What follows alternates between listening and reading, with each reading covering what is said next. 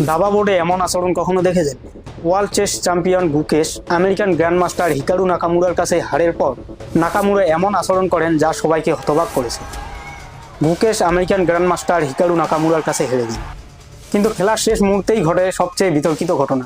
নাকামুরা তার জিত নিশ্চিত হওয়ার পর হঠাৎ গুকেশের কিং দর্শকদের দিকে ছুড়ে দেন।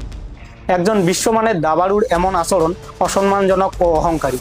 যেখানে গুকেশ হার মেনে শান্তভাবে বোর্ডের পিচ ঠিক করছিল, সেখানে নাকামুরার এই অভদ্র প্রতিক্রিয়া তাকেই বিতর্কের কেন্দ্রে এনে দিয়েছে। ভিডিওটি ভাইরাল হওয়ার পর দাবা কমিউনিটিতে সমালোচনার ঝড় ওঠে।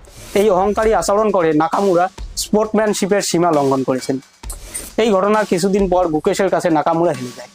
তখন চাইলেই গুকেশ এর বদলা নিতে পারত, কিন্তু গুকেশ সেটা করেনি। বরং গুকেশের সংযত আচরণ তার প্রাপ্ত সম্মান আরও বাড়িয়ে দিল। ভিডিওটি ভালো লাগলে লাইক, শেয়ার, সাবস্ক্রাইব করতে ভুলবেন না।